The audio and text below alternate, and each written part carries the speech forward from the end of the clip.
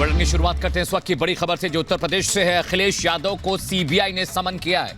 CBI ने कल पूछताछ के लिए अखिलेश यादव को बुलाया है। खनन घोटाले में अखिलेश यादव को समन किया गया है। सीआरपीसी की धारा 160 के तहत यह समन भेजा गया है। अखिलेश यादव की सरकार के दौरान साल 2012 से 16 के बीच हमीरपुर में अवैध रूप से खनन का मामला सामने आया था।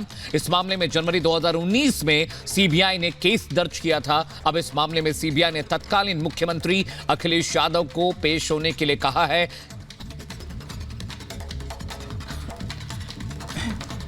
देखिए, मीडिया के माध्यम से ऐसी जानकारी मिल रही कि सीबीआई ने 160 सीआरपीसी की नोटिस आदरणीय अखिलेश यादव जी को गवाही के लिए दी है। ऐसी कोई भी नोटिस अभी तक आदरणीय अखिलेश यादव जी को प्राप्त नहीं हुई है। जब ऐसी कोई नोटिस आएगी तो समाजवादी पार्टी कानूनी राय लेने के बाद अपना पक्ष जरूर रखेगी। और लखनऊ का रुख करता है जो इस वक्त हमारे साथ जुड़े हैं अजय। कल अखिलेश यादव को बुलाया गया है बतौर गवाह पूछताछ के लिए। क्या अपडेट मिल रहा है? कितने बजे पहुंचेंगे, जाएंगे या नहीं?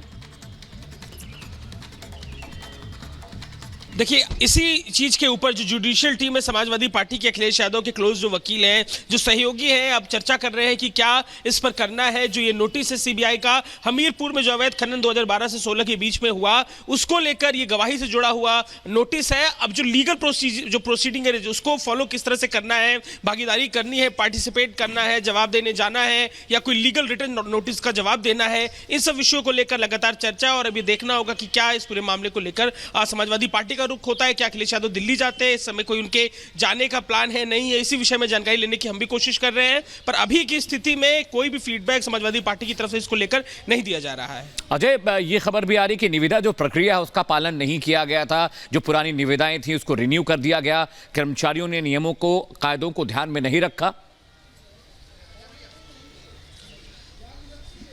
बिल्कुल, जो खनन के जो पट्टे हैं उनको देने को लेकर ये तमाम सवाल हैं। इसी कड़ी को लेकर सीबीआई ने जब इस मामले को अपने रिटर्न रिकॉर्ड्स पे लिया, अपनी जांच के दायरे में लिया, 2019 का ये वो साल था जब सीबीआई ने इसे दर्ज किया, इसकी एफआईआर ली। और इस दौर में जितने भी अधिकारी, जिला मजिस्ट्रेट से लेकर खनन अधिकारी और अन्य सहित कई लोग जो सेवक थे, उनके खिलाफ प्राथमिकी दर्ज की गई थी। और इसी कड़ी में जो तफ्तीश है उस प्रक्रिया को बढ़ाने के लिए सीबीआई ने पूछताछ के लिए अखिलेश यादव को नोटिस भेजा हुआ है। हम अक्सर देखते हैं अजय, जब सीबीआई या ईडी नोटिस जारी करता है, नेताओं को विपक्ष के पूछताछ के लिए बुलाया गया है, हमेशा से सवाल खड़े किए गए हैं ऐसे एक्शन पर या नोटिस जब जारी किया गया है।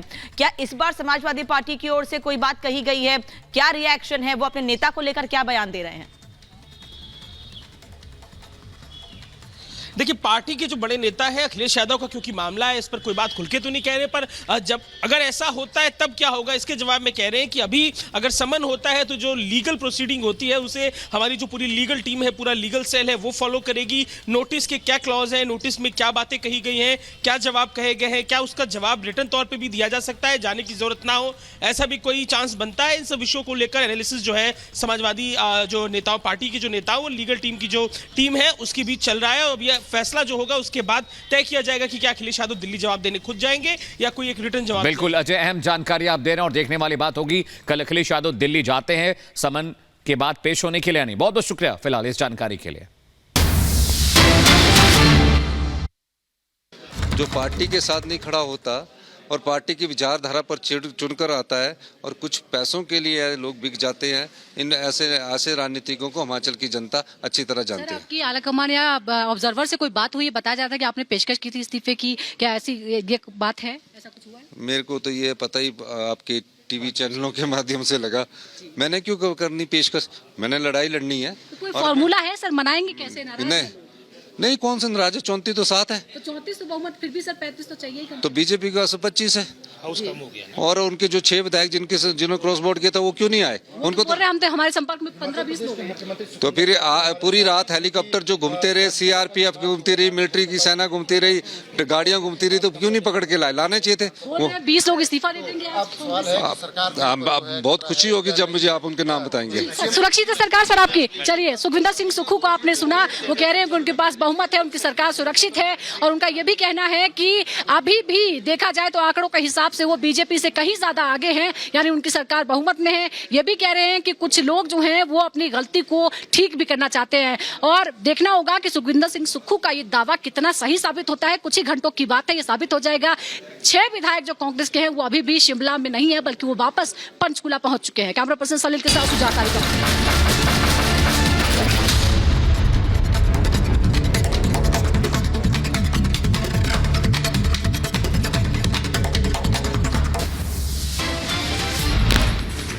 हिमाचल प्रदेश में जारी सियासी हलचल पर सीएम सुक्खू से हमारे संवाददाता ने खास बातचीत की है।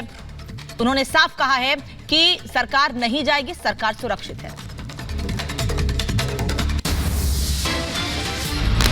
रिपब्लिक भारत से बोले विक्रमादित्य सिंह बीजेपी में शामिल होने की खबर को अफवाह बताया। कहा कई विधायक नाराज हैं, नाराजगी के कई उदाहरण हैं।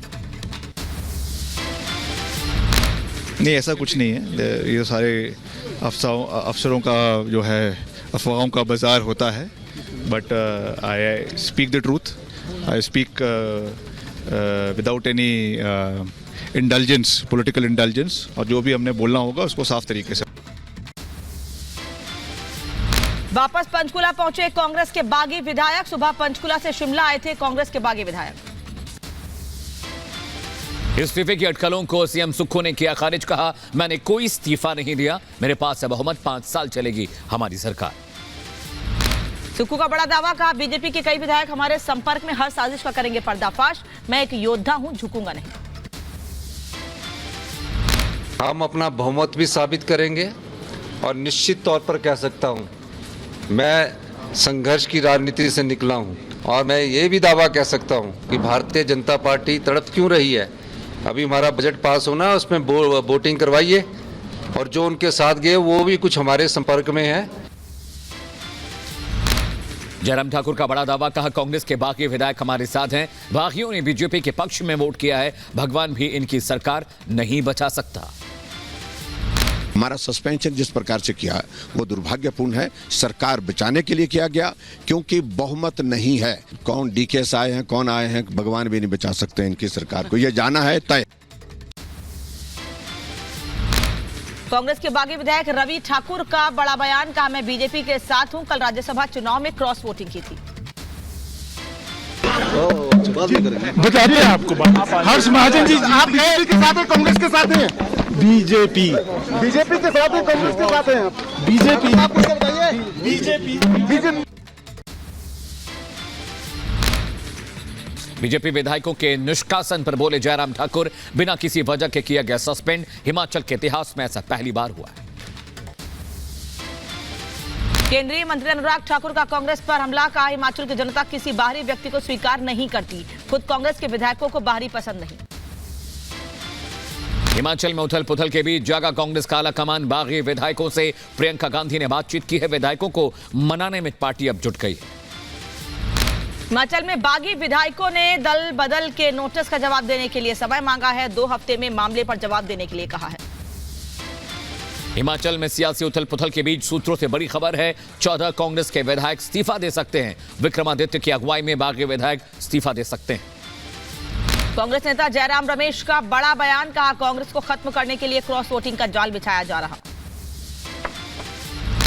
हिमाचल विधानसभा के बाहर बीजेपी का प्रदर्शन। विधायकों के निष्कासन के खिलाफ बीजेपी ने जताया विरोध। हिमाचल में सियासी उठापटक के बीच बीजेपी के 15 विधायक निष्कासित विधायकों में जयराम ठाकुर भी शामिल। हिमाचल प्रदेश के विधानसभा में विपक्ष का जमकर हंगामा। विपक्ष ने की जमकर नारेबाजी। हिमाचल में 20 विधायकों ने मुख्यमंत्री सुक्खू के खिलाफ खोला मोर्चा। मुख्यमंत्री बदलने की मांग कर रहे विधायक।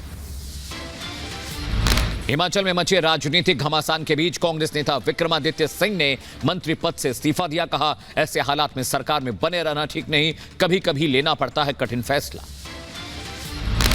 विक्रमादित्य सिंह ने अपनी ही सरकार पर उठाए सवाल। कहा मुझे अपमानित करने की हुई कोशिश, विधायकों के साथ हुई अनदेखी, जो कुछ भी हो रहा है ये उसका ही नतीजा है। विक्रमादित्य ने सुक्खू सरकार की कार्यप्रणाली पर भी सवाल खड़े किए हैं। कहा नौजवानों से किए वादे पूरे नहीं हुए, सच का समर्थन करते रहेंगे।